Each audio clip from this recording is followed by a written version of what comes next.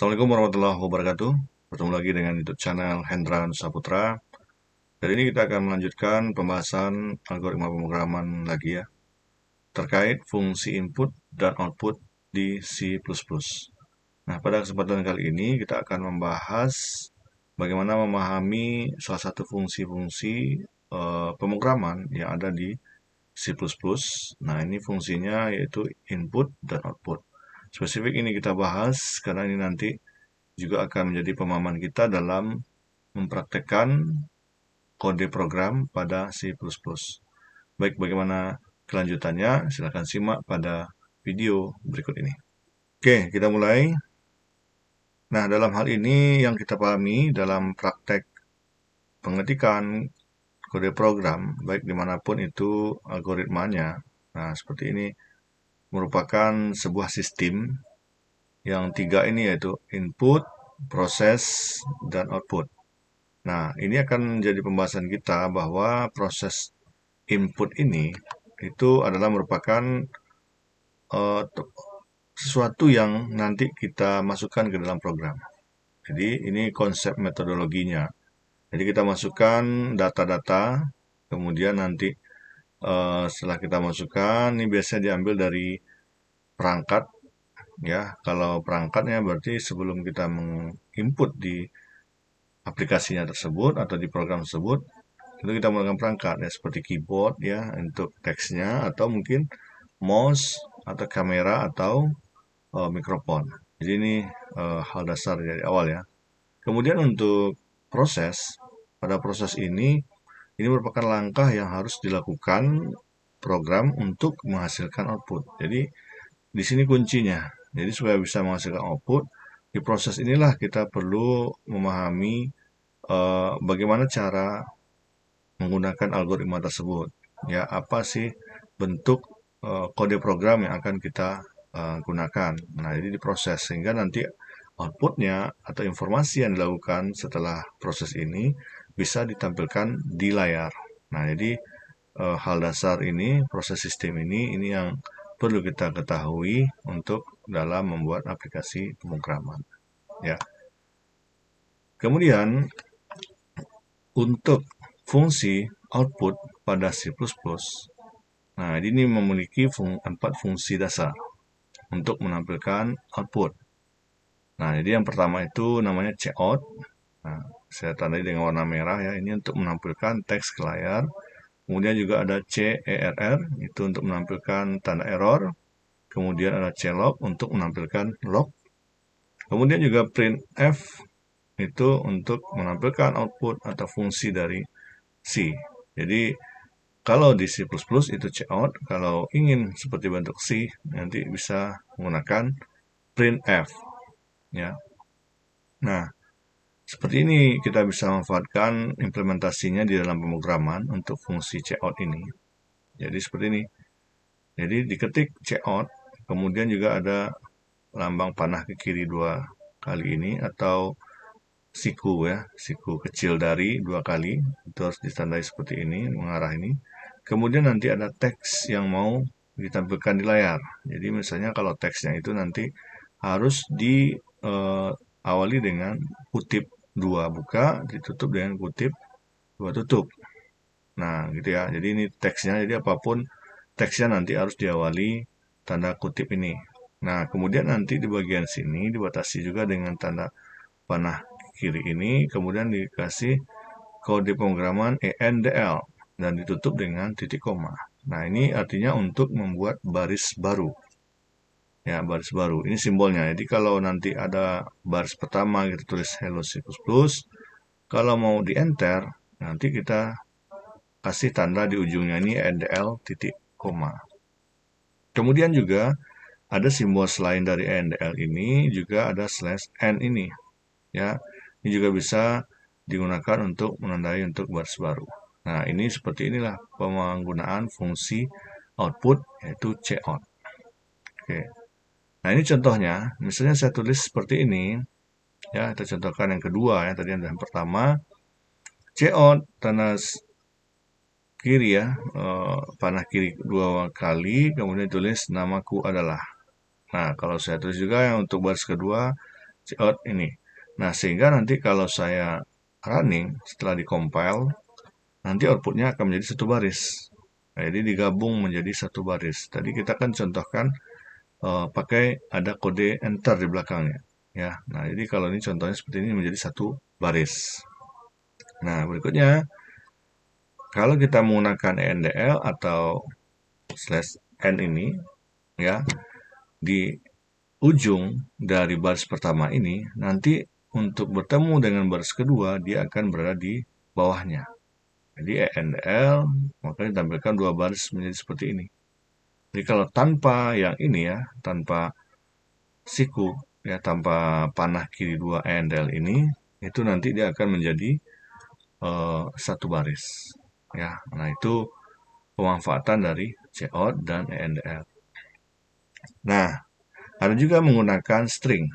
Ya, jadi kalau kita menggunakan variabel untuk atribut misalnya, nah nanti kita bisa memanfaatkan dia seperti ini. Jadi kita tulis dulu stringnya, jadi string, tanda string, bahwa kita menggunakan label, nama, isinya nanti adalah seperti ini, teksnya, Hendra Nusa. Kemudian nanti mau kita tampilkan, outputkan, cout, ya panah kiri dua kali ini, kemudian nanti kita tulis hello teksnya, kemudian nanti kita panggil string. Jadi kalau untuk memang teks yang langsung kita tampilkan itu pakai tanda kutip dua ini. Nah, kemudian nanti kalau mau tampilkan juga ada nama yang udah dijadikan string, ada variabel stringnya di sini, berarti ada isinya nanti seperti ini bikin. Kemudian juga dikasih ENDL. Nah, ini kalau dikasih simbol atau dikasih penggunaan string. Jadi sama saja. Kalau ini kita menjadikan penginputan dengan data yang tersimpan sementara, gitu ya. Jadi hasilnya seperti ini. Hello, kemudian nama di atas. Oke. Nah, seperti ini implementasinya. Jadi kalau dalam kode program, nah seperti ini ya. Kalau kita lihat ini include. Jadi kalau kita bikin ini saya contohkan membuat di dalam program aplikasi Dev++. Coba saya contohkan dulu. Nah, ini kita sudah buat kode program contoh dari fungsi cout. Nah, ini kita menggunakan aplikasi Dev C++. Nanti sertakan nanti aplikasinya, bisa kawan-kawan juga install nanti di dalam prakteknya. Oke. Jadi kita awali dulu dengan tanda include using namespace std, kemudian nanti integer main-nya di sini. Nah, kita masukkan data program utamanya di sini ya. Nah, jadi kita masukkan di sini. Jadi kalau nanti kita ketik cout, jadi kalau tanda-tanda seperti ini dia warna sudah dibedakan ya. Nah, ini akan kita tampilkan ya di baris pertama. Kemudian untuk baris kedua yang ini, nah itu kita enter satu baris dengan simbol ENDL ya. Kemudian nanti tulis lagi, berarti ada berapa baris? Ada 4, ada 5 baris yang sudah terenter. Nah, ada yang menggunakan NDL, ada juga /n sama saja ya. Kemudian di sini saya kasih juga tanda NDL ya.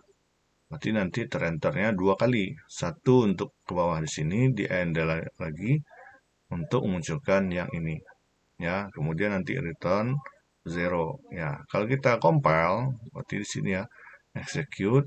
Jadi kita pilih saja di sini compile and run ya. Jadi langsung di compile dan langsung di running. Nah, seperti ini hasilnya. Kita lihat. Nah, ini muncul hasilnya. Nah, nih. Ini hasil jadinya yaitu program output. Program ini adalah program. Nah, seperti itu ya. Nah, ada menjadi sesuai dengan output yang kita inginkan. Jadi ini adalah sebuah input datanya, kemudian diproses dengan program seperti ini menggunakan cout, ya nanti hasilnya akan muncul compile atau runningnya di sini. Nah, itu contoh dari cout. Oke, kita lanjutkan. Nah, sekarang kita akan lihat fungsi lain dari output, yaitu fungsi printf. Nah, printf di sini ini sebenarnya fungsi yang merupakan fungsi asli dari bahasa C ya. Tapi juga bisa digunakan pada C++. Nah, jadi ini merupakan juga untuk menampilkan fungsi output ke layar ya. Jadi fungsi ini nanti juga ada library-nya. Kalau mau ditambah nanti ada library stdio.h ya, kemudian juga ada juga iostream-nya. Jadi ditambahkan library kalau kita menggunakan kode printf untuk menampilkan output. Nah, formatnya seperti ini ya. Nah, seperti ini. Ada format dalam kurung, nanti ada tanda kutip 2. Kalau tadi pakai tanda panah kiri ya, kiri 2 kali. Ini formatnya. Nah, kemudian nanti kalau untuk pemrogramannya juga seperti ini, sama ya tadi ya. Jadi kalau saya running nanti ini ditulis ya, include stream, string juga std ditulis seperti ini, printf ya. Jadi kita ketik di sini ya. Saya coba. Nah, di sini diketik printf, kemudian ini teksnya, kemudian ini nanti ada enter baris baru, dan nanti di sini seperti ini ya, nama, kemudian dia pakai tanda %s, kemudian enter, namanya seperti ini, dan seterusnya. Jadi hasilnya kalau kita running compile dia menjadi seperti ini ya. Nah, gitu. Jadi coba diperhatikan prosesnya.